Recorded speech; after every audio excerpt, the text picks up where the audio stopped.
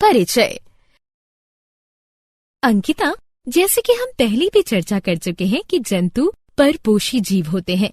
वे अपना भोजन स्वयं नहीं बना सकते हैं, इसलिए भोजन की तलाश में उन्हें यहाँ वहाँ घूमना पड़ता है। उन्हें साथ ही शरण की खोज में तथा जीवन की अन्य क्रियाओं के लिए भी इधर उधर घूमना पड़ता है। महत्वपूर्ण गतिविधियों की सटीक प्रदर्शन के लिए हर गतिविधि के लिए विभिन्न ऊतक होते हैं। अपने कार्यों के आधार पर जंतु ऊतक 4 प्रकार के होते हैं: एपिथेलियमी ऊतक, संयोजी ऊतक, पेशिया ऊतक तथा तंत्रिका ऊतक। उद्देश्य।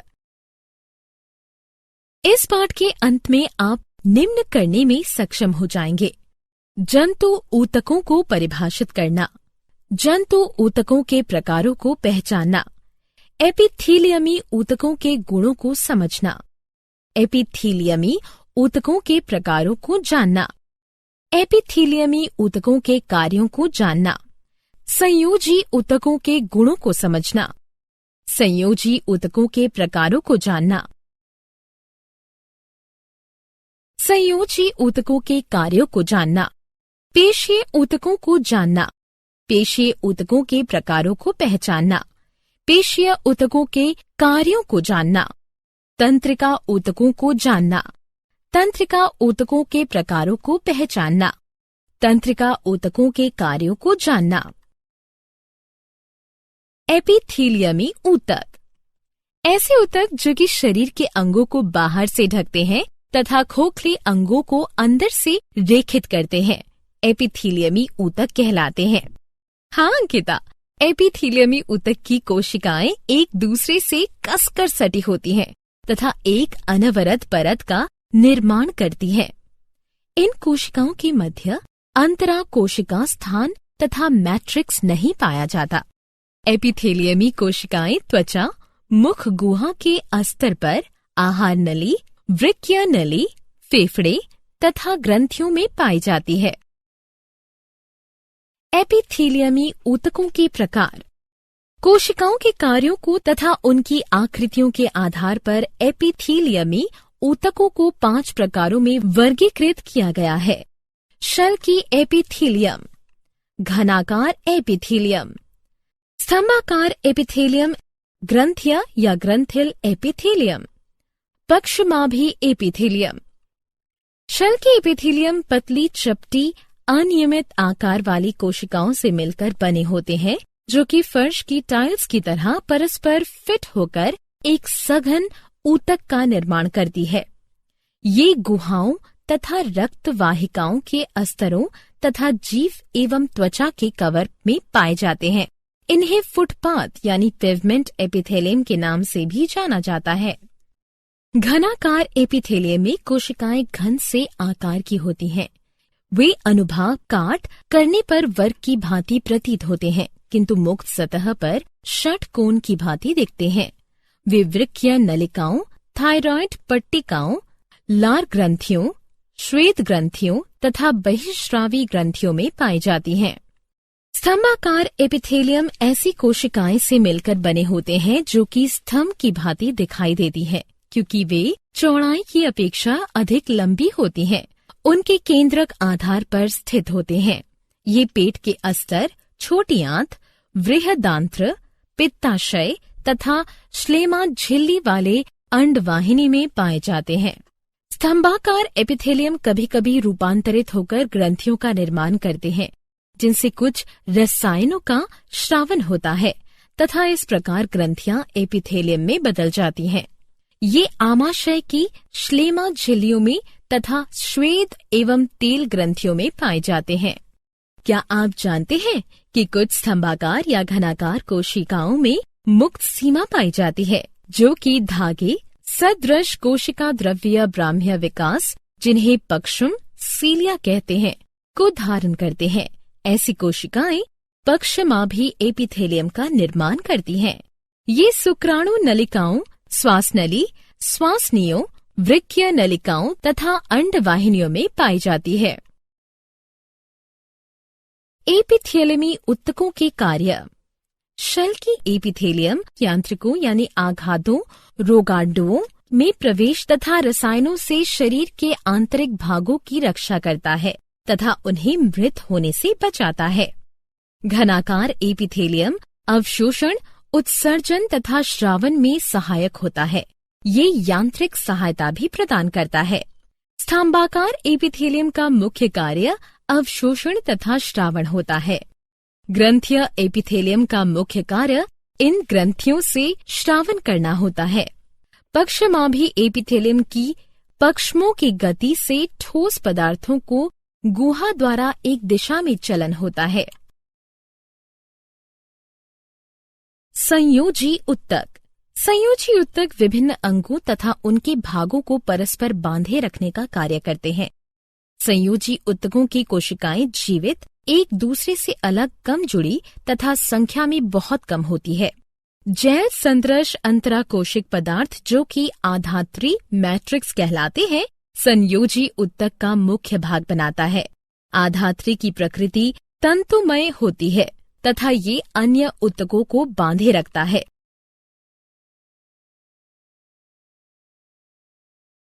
संयोजी उत्तकों के प्रकार।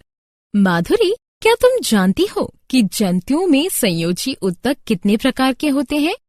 हाँ, जंतुओं में 5 प्रकार के संयोजी उत्तक पाए जाते हैं। एरियोलर संयोजी उत्तक, सघन नियमित संयोजी उत्तक, वसा यानी एडिपोज संयोजी उत्तक, अस्थिमय कंकाल संयोजी उत्तक और तरल संयोजी उत्तक। एरियोलर संयोजी उत्तक एक ढीला तथा कोशिकीय संयोजी उत्तक होता है। एरियोलर संयोजी उत्तक के आधात्री मैट्रिक्स में श्वेत तथा पीले कोलेजन तंतु पाए जाते हैं।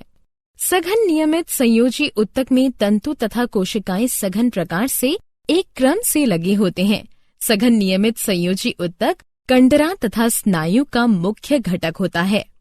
वसा यानी एडिपोज संयोजी उत्तक मुख्यतः वसीय कोशिकाओं, जिन्हें एडिपोसाइटिस भी कहते हैं, के गठबंधन से बनता है। वे वशीय कोशिकाएं अंडाकार या गोल होती हैं, जिनमें की वसा की एक बड़ी बूंद होती है। अस्थिमय यानी कंकाल संयोजी उत्तक उपास्थि तथा अस्थि से मिलकर बना होता है, जो कि कशेरुकियों के शरीर का अंत कंकाल का निर्माण करते हैं। तरल संयोजी उत्तक शरीर के विभिन्न भागों को जोड़ता है तथा शरीर में एक नियमितता बनाए रखता है। इसके अंतर्गत रक्त तथा लसिका आते हैं।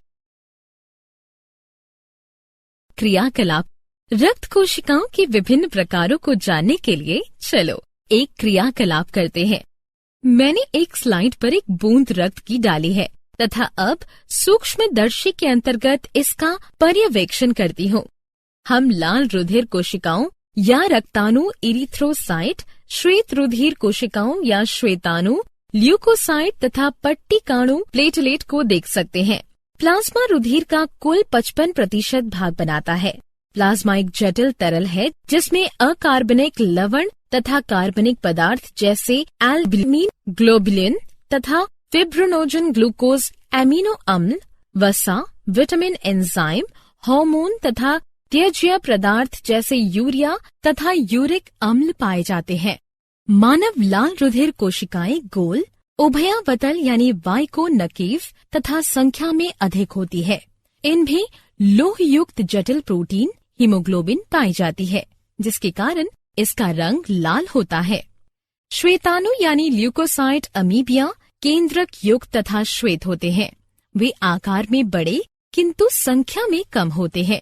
ये 2 प्रकार के होते हैं। अकन कोशिकाएं यानी एग्रेन्युलोसाइट बिना कण युक्त तथा बिना लोब युक्त केंद्रक वाले होते हैं। ये 2 प्रकार के होते हैं, मोनोसाइट तथा लिम्फोसाइट। कण कोशिकाएं ग्रेन्युलोसाइट में कोशिका द्रव्य, कण तथा लोब युक्त केंद्रक पाया जाता है। ये 3 प्रकार के होते हैं, न्यूट्रोफिल, एसिडोफिल तथा बेसोफिल। रुधिर पट्टिकाणु प्लेटलेट छोटे अकेंद्रकीय बड़ी अस्थि मज्जा की कोशिकाएं, जिन्हें मेगाकैरियोसाइट कहते हैं, के विखंडन से बनती है। संयोजी उत्तकों के कार्य। एरियोलर संयोजी उत्तक के सहायक उत्तक है तथा ये देह गुहा में स्थित अंगों के मध्य पैकिंग ऊतकों का कार्य करते हैं। ये आघात के पश्चात ऊतकों की मरम्मत करता है, विषों से लड़ता है तथा त्वचा के नीचे स्थित पेशियों को स्थिरता प्रदान करता है। सघन नियमित संयोजी ऊतक जोड़ों को मजबूती प्रदान करता है तथा साधारण गति की अनुमति देता है। माधुरी, क्या तुम जानती हो कि स्नायु में अत्यधिक खिंचाव के कारण मोच आती है? वसा एडिपोज संयोजी ऊतक वसा को संचित करता है, शरीर तथा पैरों को आकृति प्रदान करता है, अंतरंग अंगों को नियमित आकार देता है, वृक्कों तथा नेत्र गोलकों को के आसपास आघात को अवशोषित करने वाले गद्दे की भांति कार्य करता है तथा इंसुलेटर की भांति भी कार्य करता है। अस्थिमय कंकाल संयोजी ऊतक अंततः कंकाल का निर्माण करता है, शारीरिक अंगों को सहायता तथा लचीलापन प्रदान करता है, मुख्य अंगों को सुरक्षित रखता है तथा कैल्शियम एवं फॉस्फेट को संचित करता है। तरल संयोजी ऊतक पूरे शरीर के ऊतकों को पोषित तत्वों, हार्मोन तथा विटामिन का परिवहन करते हैं तथा पूरे शरीर को ऊतकों से उत्सर्जी पदार्थों को यकृत तथा वृक्क तक ले जाता है। पेशीय ऊतक। पेशीय ऊतक अनियमित कोशिकाओं से मिलकर बने होते हैं, जिन्हें पेशीय तंतु कहते हैं। पेशियों में विशेष प्रोटीन पाई जाती है, जिन्हें संकुचनशील प्रोटीन भी कहते हैं। जब ये प्रोटीन सिकुड़ती है या संकुचित तथा शिथिल होती है, तब गति होती है। पेशीय ऊतकों के प्रकार। अंकिता, स्थिति, संरचना तथा कार्य के आधार पर पेशीय तंतु 3 प्रकार के होते हैं: रेखित पेशी, चिकनी पेशी, कार्डिक यानी हृदय पेशी। रेखित पेशियां पैर, जीभ, उदर, भित्ति, ग्रसनी तथा ग्रसिका में पाई जाती है। इनमें एक के बाद एक हल्के तथा गहरे रंग की रेखाएं या धारियां पाई जाती हैं। ये लंबी, बेलानाकार, शाखा रहित तथा बहुनाभीय होती हैं। ये पेशियां हमारी इच्छा के अनुसार गतिमान होती हैं, अतः इन्हें ऐच्छिक पेशियां भी कहते हैं। चिकनी पेशियां आमाशय की भित्तियों, आंत्र, रक्त नलिकाओं, आंख की आइरिश तथा गर्भाशय में पाई जाती है। यह आकार में छोटी, एक केंद्रिकाएं तथा तर्कु रूपी होती है एवं परतों के रूप में व्यवस्थित होती है। ये पेशियां हमारी इच्छा के अनुसार गतिमान नहीं होती, अतः इन्हें अनैच्छिक पेशियां भी कहते हैं। कार्डिक यानी हृदय पेशियां हृदय के मायोकार्डियम में पाई जाती है। वे रेखित तथा चिकनी दोनों तरह की होती हैं। हृदय पेशियां शाखित रेशों से मिलकर बनी होती हैं। ये शाखाएं परस्पर मिलकर एक जाल का निर्माण करती हैं। प्रत्येक रेशा सार्कोलेमा द्वारा घिरा होता है तथा इसके अंदर एक मध्य में केंद्रक तथा अनुदैर्ध्य मायोफाइब्रिल के साथ सार्कोप्लाज्म पाया जाता है। अंतराकोशिक स्थान अधिक मात्रा में पाए जाने वाले ढीले संयोजी ऊतक द्वारा भरे रहते हैं। रेखित पेशियां गमन तथा शरीर को ऐच्छिक गति करने के लिए बल प्रदान करती है।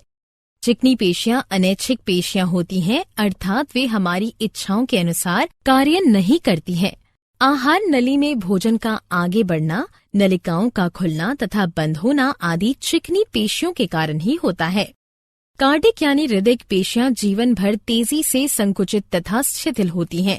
ये संकुचन तथा शिथिलन हृदय कोशिकाओं को रुधिर को पंप करने में तथा रुधिर को शरीर के विभिन्न भागों तक पहुंचाने में सहायक करता है। तंत्रिका ऊतक।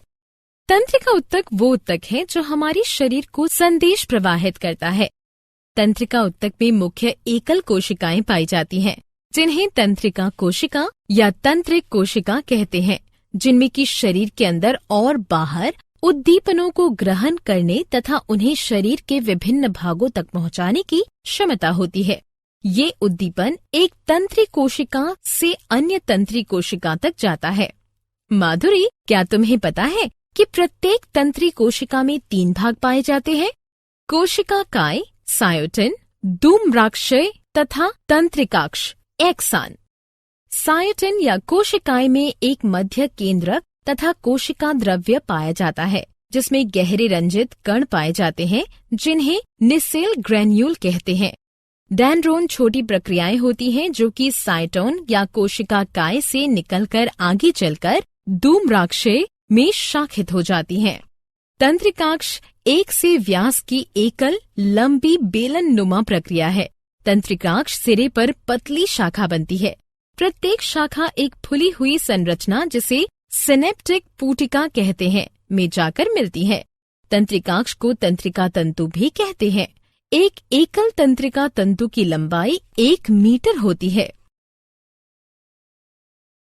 तंत्रिका ऊतकों के कार्य। यह धूम्राक्ष उद्दीपनों को ग्रहण करता है तथा तंत्रिकाक्ष उद्दीपनों को कोशिका काय से दूर ले जाता है। उद्दीपन तंत्रिका कोशिका के तंत्रिकाक्ष के साथ वैद्युत क्रियाकलापों का एक मार्ग होता है। क्या आप जानते हैं जंतुओं में सर्वप्रथम एपिथीलियमी ऊतकों का विकास हुआ था। एपिथीलियमी ऊतक सबसे सरल प्रकार के ऊतक होते हैं। शरीर के कुल भार का 40% रेखित पेशियां बनाती हैं। लाल अस्थि मज्जा में हीमोसाइटोप्लास्ट विकसित रुधिर कोशिकाओं को जन्म देते हैं। मानव शरीर में लगभग 6.8 लीटर रक्त पाया जाता है। अस्थि शरीर का सबसे कठोर ऊतक है, जबकि रुधिर सबसे मुलायम ऊतक है। सारांश। आइए हमने जो कुछ सीखा है उसे संक्षेप में दोहराएं। जंतु ऊतकों को एपिथेलियमी ऊतक, संयोजी ऊतक, पेशीय ऊतक तथा तंत्रिका ऊतक में वर्गीकृत किया जाता है। कार्यों तथा उनकी आकृतियों के आधार पर एपिथेलियमी ऊतकों को शल्की, घनाकार, स्तंभाकार, ग्रंथीय तथा पश्माभी एपिथेलियम में वर्गीकृत किया गया है। हमारे शरीर में विभिन्न प्रकार के संयोजी ऊतक जैसे कि एरियोलर, वसामय, एडिपोज, अस्थि, कंडरा, स्नायु, उपास्थि तथा रक्त आदि पाए जाते हैं। रेखित, चिकनी, कार्डिक यानी हृदयक 3 प्रकार के पेशीय ऊतक होते हैं। तंत्रिका ऊतक तंत्री कोशिका यानी न्यूरॉन से बना होता है, जो कि उद्दीपनों को ग्रहण तथा उसका संवहन करता है।